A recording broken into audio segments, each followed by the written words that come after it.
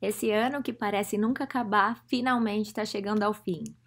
Para muitos de nós cientistas, o ano acaba aqui em São Francisco, na Califórnia, onde eu estou participando da reunião de outono da AGU, que é a American Geophysical Union. Então, para todos nós das geociências, incluindo ciências espaciais, a reunião da AGU é o que fecha o nosso ano. Então, normalmente acontece aqui na Califórnia, mas em alguns anos isso daí rodou pelos Estados Unidos e reuniu mais de 20 mil cientistas. A gente está quase já batendo 30 mil membros nessa associação de geofísica americana, que inclui não apenas americanos, mas também brasileiros e pessoas de outros países, muitos chineses, muitos indianos e gente de todos os lugares do mundo. Estou muito feliz de reencontrar muita gente. Então é uma reunião bastante caótica, porque é muita sessão paralela acontecendo, muita gente falando, muitos pôsteres para ver, e a gente fica com essa cara de exausto. E eu tô só no segundo dia, a minha apresentação vai ser amanhã, quarta-feira, e eu ainda nem terminei. Então é sempre um caos. Mas de qualquer maneira, eu só queria voltar aqui para fazer um vídeo para vocês, falar um pouco sobre uma discussão que está sendo levantada aqui nessas reuniões, sobre as publicações científicas que a gente faz.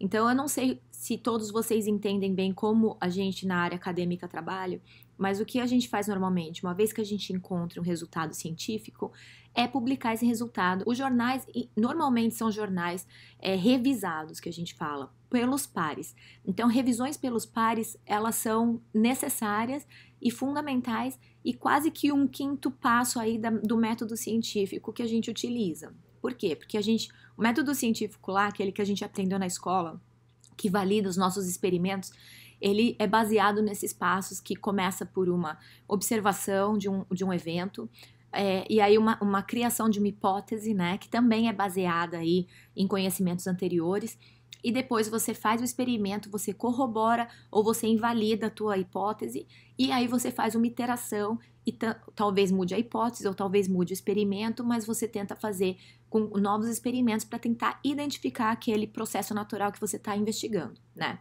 Então esses são os passos normais do método científico. Porém, uma vez que você fez todos esses passos e chegou numa conclusão, você ainda tem que submeter esse seu resultado à aprovação dos pares, ou seja, outros cientistas da sua área vão ler aquele resultado de forma bastante crítica, que às vezes é bastante até crítica negativa, né? Às vezes nessa revisão tem toda uma polêmica, tem gente que não se fala, tem gente que recusa revisor. Esse é um processo bastante estressante e bastante importante do processo científico que a gente utiliza hoje em dia. Por que eu tô falando tudo isso para vocês?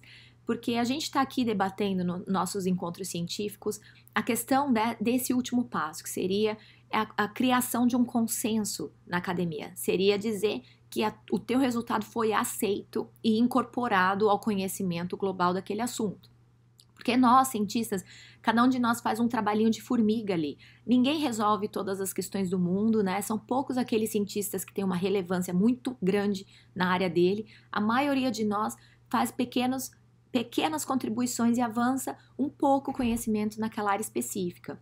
Então, quem está começando na área, a gente tem um pouco da utopia de que a gente vai resolver todas as questões. E aí, na verdade, essa nossa ambição também move a gente, né, e faz com que isso motive o nosso trabalho. Porém, o que realmente acontece na vida real é que seus trabalhos eles vão integrar o corpo do conhecimento geral e talvez vão ajudar alguém a fazer uma descoberta totalmente inovadora, ou talvez isso vai impulsionar a criação de um novo tipo de experimento, e tudo isso é importante. Todos os passos são importantes.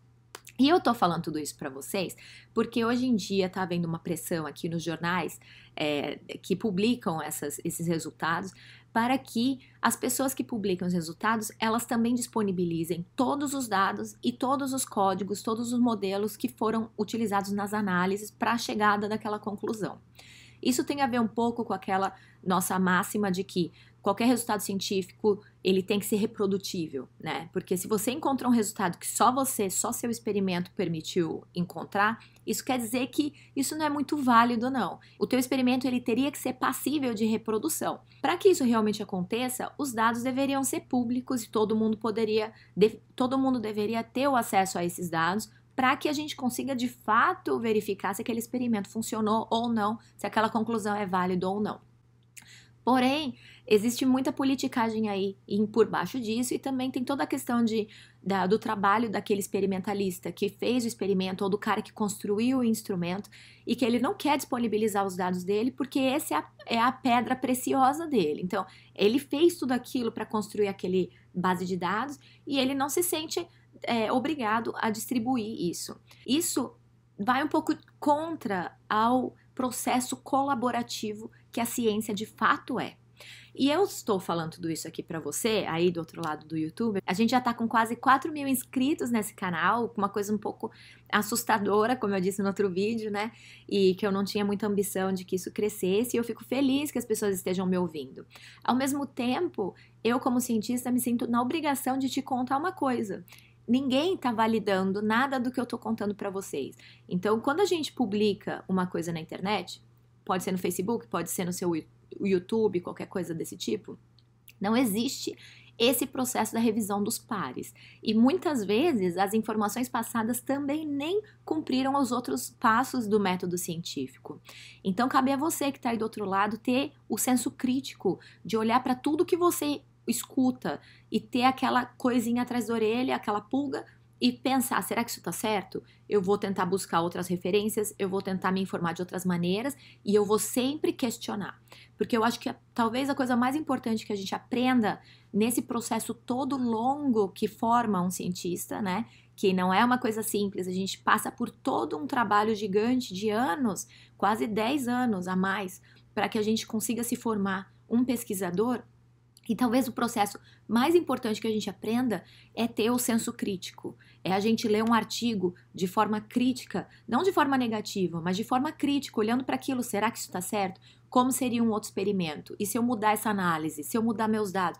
Então, isso faz com que a gente seja rigoroso cientificamente para analisar os resultados que a gente escuta. O que eu digo é difícil você manter compatível você ter uma mente que já foi treinada para aquele raciocínio científico e crítico e, ao mesmo tempo, você manter crenças que não são baseadas em evidências, que não são validadas. Para mim, pessoalmente, isso é uma coisa impossível, eu não consigo, eu não me permito ter nenhum tipo de crença que não seja validada pelo método científico. Porém, isso não faz com que outras pessoas não consigam fazer isso.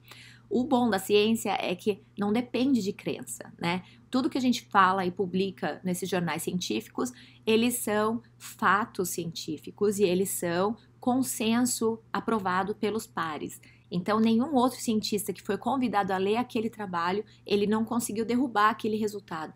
Por isso foi publicado.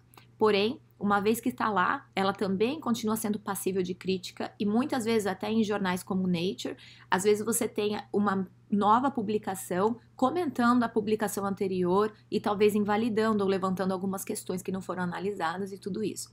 Eu falo tudo isso porque a gente está aí no Brasil passando por um momento tão crítico de negação intelectual do método científico e da academia em geral. E eu acho que é importante que todos nós pensemos sobre isso, né? Então, no momento que você lê alguma coisa, não é porque tá escrito em letra de forma que tá certo. Não é porque o cara tem um canal no YouTube e ele tem lá ali uma simpatia, né? Ele consegue se comunicar de forma coerente. Não é porque ele consegue fazer isso que o que ele está dizendo é certo. Então, tomem cuidado, porque nem todo mundo toma cuidado também de fazer pesquisa. Eu estou tentando ter um cuidado e mesmo assim passam alguns errinhos, né? Naquele vídeo anterior que eu fiz ali de Arecibo, era 6 horas da manhã, eu tava gravando aquilo, eu dormi 4 horas. Então, passaram algumas coisinhas ali e eu fico feliz que vocês comentem apontando isso, porque eu vejo que vocês estão realmente atentos e não, mesmo que eu tenha 2 doutorados e eu tenha feito todo o treinamento na academia e tenha chegado validando o que eu digo de forma científica, não quer dizer que eu tô sempre certa. Então sejam críticos mesmo. Eu fico feliz de ver os comentários de vocês e eu não me ofendo de jeito nenhum. Eu acho que a gente tá aqui para um criticar o outro de forma positiva mesmo. E eu quero que vocês olhem em volta todos esses outros comunicadores que se auto-intitulam comunicadores científicos, né? Nem todos são. Então olhem em volta. Tem muita gente fazendo trabalho maravilhoso no YouTube, eu tenho olhado agora com mais atenção, né? Tem muita gente fazendo um trabalho meio borocochô ali, né? Um trabalho ali meio pobre, reproduzindo um conteúdo que o outro falou, mas sem muito conhecimento. adicionando opiniões que não são validadas ou não são embasadas em nenhum fato científico. E não se impressionem com nenhuma daquelas coisas muito assim chamativas, né, do tipo essa descoberta do mundo. Essa semana aqui nessa reunião, eles estão publicando os primeiros resultados daquela missão que eu falei no vídeo, num dos vídeos, a missão Parker Solar Probe, que foi aquela missão que foi para o Sol. Saíram os dados no mês passado, acabaram de sair 4 papers na Nature, eles fizeram um oba-oba para publicar e para divulgar esses primeiros resultados. Mesmo assim, não são resultados definitivos. Isso também, de fato, ainda não mudou todo o cenário que a gente entende do vento solar. Então, tudo isso que é muito assim, né, dramático, tomem cuidado, porque ninguém faz nada sozinho e ninguém parte do zero. Então, já dizia Newton, né? Se eu vi mais longe, foi porque eu estava apoiado sobre os ombros de gigantes, né? E a gente faz a ciência como um processo colaborativo, um processo muito crítico, e é por isso que tudo demora muito e a gente tem todo esse cuidado, esse rigor de comentar qualquer tipo de assunto. Então, cuidado, tá? Por aí com essas teorias de conspiração, essas coisas que vocês veem por aí. Eu sei que vocês têm acesso e eu fico meio preocupada aí com a nova geração que se baseia tanto em conteúdo que não é verificado, né? Então, eu já falei outra vez também que na minha época eu até pesquisava em Barça, né? E tudo isso, os jornalistas, havia todo um cuidado muito grande em escrever algo que ficaria ali registrado numa enciclopédia, por exemplo. Então, a gente sabia que abrir a enciclopédia, a gente poderia confiar naquele conteúdo. Hoje não pode, não dá. Você digita qualquer coisa no YouTube, vai ter um tutorial de como fazer, vai ter uma explicação de um cara que entende e de um cara que não entende. Como que você vai filtrar tudo isso? Então, vai depender do seu senso crítico. Então, tentem, por favor, ouviu qualquer coisa? Busquem outras referências. Eu deixo sempre links aqui na descrição do vídeo, mas eu acho que vocês também têm que ter a iniciativa de buscar conteúdos adicionais para que não se deixem enganar. Então, cuidado, tá bom? Até!